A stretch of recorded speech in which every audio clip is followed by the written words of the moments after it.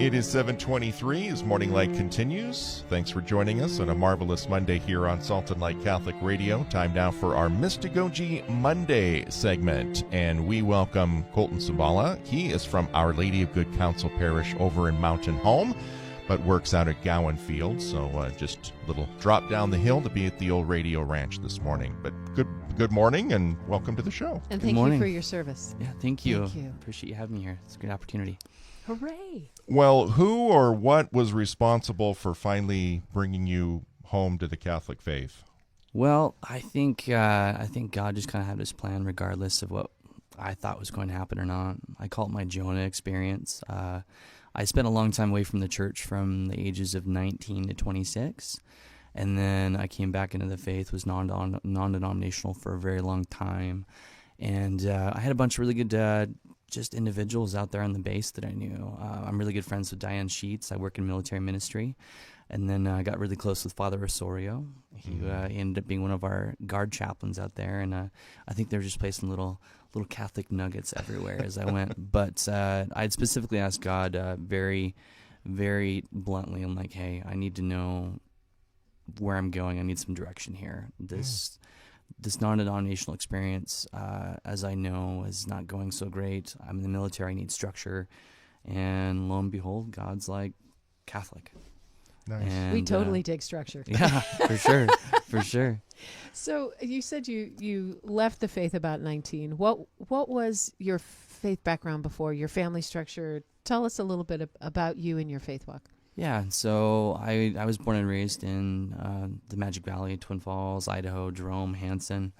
And from about ages of, being born to about 7, we were in the Southern Baptist Church. And then from there, we kind of split, started attending Calvary Chapel for a long time. And I was there up until I was about 19 years old. And then, as we know, as we're young, we're impressionable by the wrong people, can put our faith in the wrong areas. And I think I was putting more of my faith into the church than I was actually my relationship with Jesus. So, and I just... like I said, I fell really, really easy to peer pressure and self-fulfilling prophecy through others, and struggled with substance abuse for a while. And next thing you know, I just kind of found myself just, I'm good, I got it, I don't need this anymore, and it's just me. Did you go right into the military at 19? 17 years old. Oh, okay. Wow. Mm-hmm. Wow. Well, before my conversion, I dabbled a little bit of the non-denominational evangelical, and growing up Protestant, it was completely different than what I was used to, but still there was something lacking. Because like you said, it's all about the pastor, it's about the music, it's about the experience. Well, where's Jesus in any of that? Right. So if you have any stories from that experience that... pretty similar. It was just kind of that same thing. It was very vague. It felt like Reset Sunday.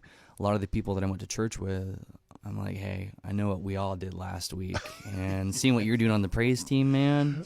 Yeah. I don't know. Just because you can raise your hands higher than me. That's so, right. I don't know. It just kind of felt kind of empty, Yeah, and exactly. I just wanted more and wanted more. And like I said, I was just shallow, and I was putting a lot more prayer more into material things, and I'm like, I don't know why my prayers aren't being answered. All this really cool stuff's happened to Johnny. All this really cool stuff happened to Tiffany. And where's my car? Where's this? I'm joking, but Right. Sure. But it's just The vending machine God. I was like, my prayers aren't being answered. And I just kind of felt like quiet. Nothing's happening. And so to speak, I just kind of at that point, like I said, my Jonah experience, I just kind of said, I'm good. I'm not going to Nineveh. I'm not doing this. I'm not doing that. I'm good. Right. I'm good, man. Thanks. Right. There's a joke that Jonah had 2 options to exit that whale, and that we need to be grateful when we get barfed up on the shore, because it could have been worse. It could have been worse. Is it particularly challenging to explore your faith in the military? No, actually. We, as the chaplain corps, we we really strive to have Union. Love it. we really strive to have a really good place to protect our First Amendment rights, for having freedom of religion. And it's very forward, very altruistic, very secular. So in the military, we don't have churches, we have chapels. So it's a really good pluralistic space for anybody to come worship.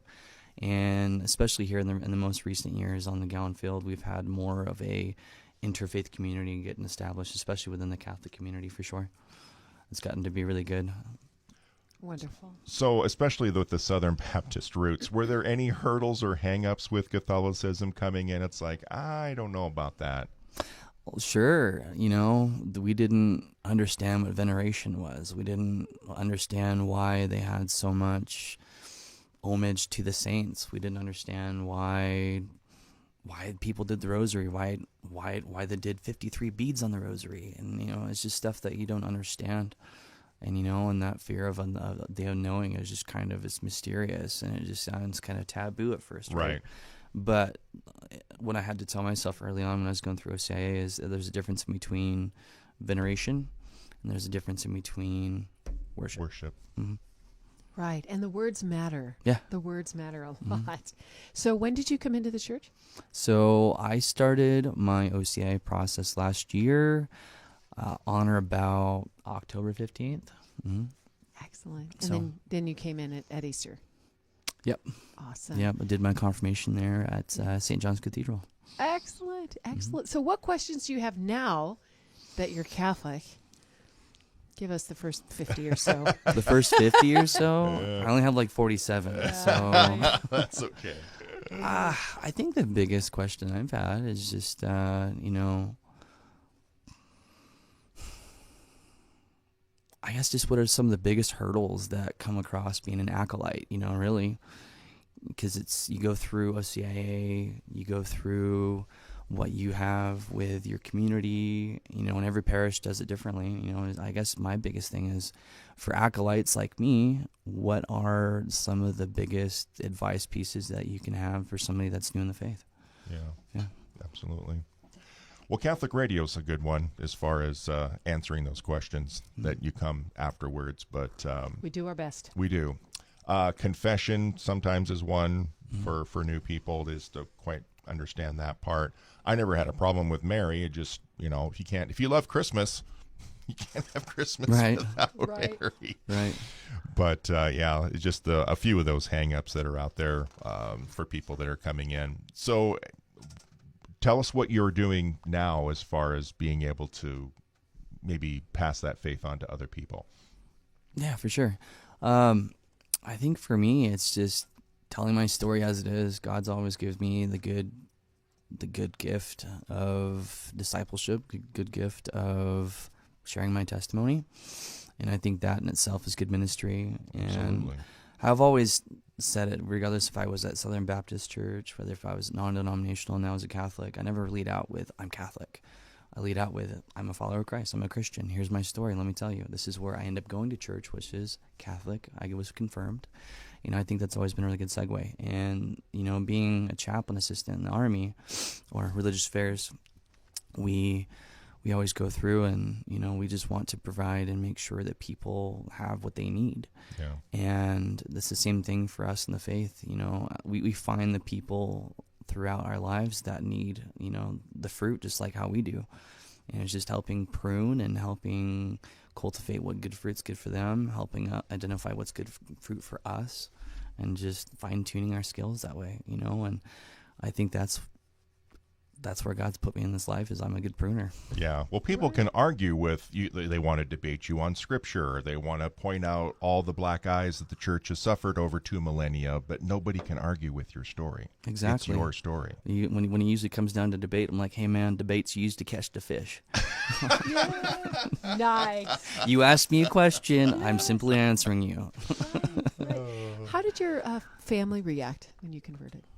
They were shocked. They were very shocked. I think everybody was shocked because they didn't know where I was. They knew that I loved doing what I did in the military. They knew that I loved working in ministry. They knew that I was just doing my non-denominational things. So when I came out saying, hey, I picked a really structured one, they're like, what? They were surprised. Half of my family is still kind of Baptist, a little bit Nazarene, little non-denominational.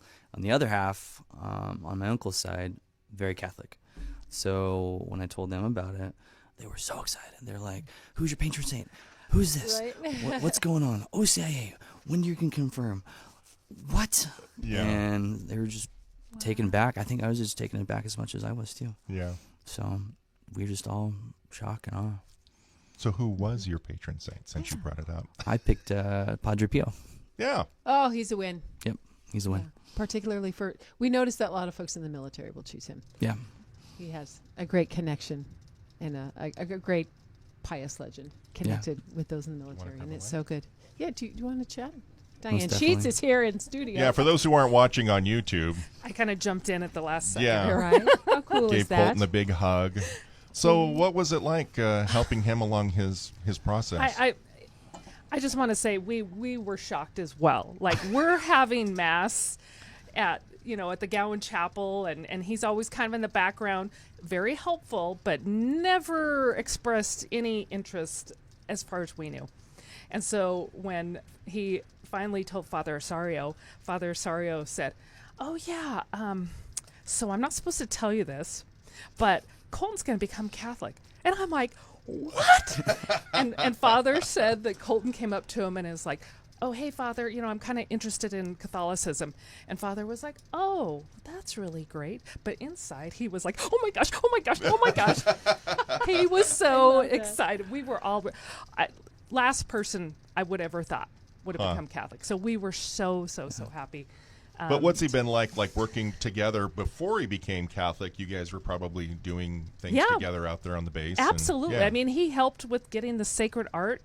And I mean, the whole team over there was really fantastic. So, and he had some comments about like some of the sacred art. And I thought, that's kind of interesting that he knows some things about the icons and stuff. So he was being really sneaky about it. I think he just wanted to wait, his own timing, of course.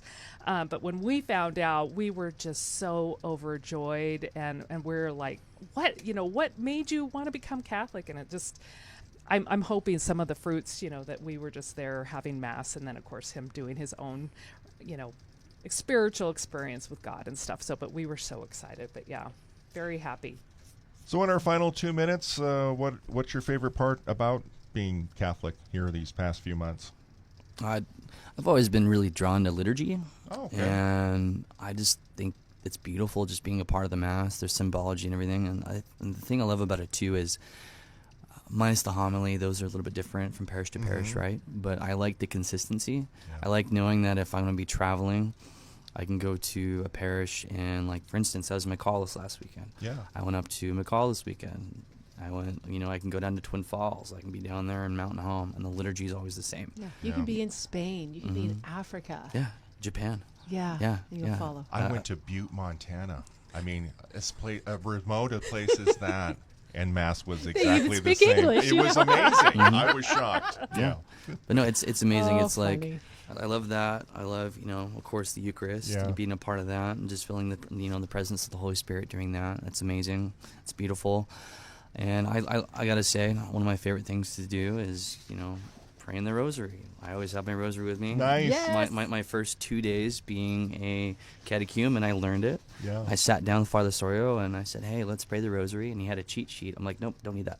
He's like, "It's only been like a week." I'm like, "I got it. I told you." Wow. So I just for love you. it. I just love that I have something that I'm into, something I can jump headstrong into. Yeah.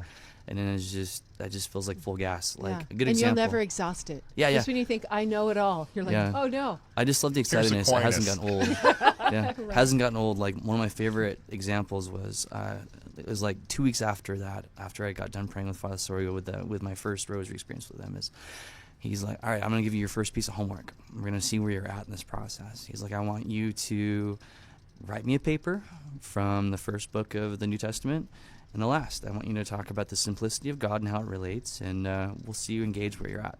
He thought I was going to give him like a half-page response. I gave him a 6-page paper front and back, and he's like, Wow. He's like, okay, you know what's going on. Welcome Right. home. Let's go. So So Awesome. good. That's great. Well, Well, thank you thank so you. much You're for welcome. coming in this morning and sharing your amazing story. Diane, thank you for coming in course. as well. Colton Sabala, our guest on MYSTAGOGY Monday today from Our Lady of Good Counsel in Mountain Home.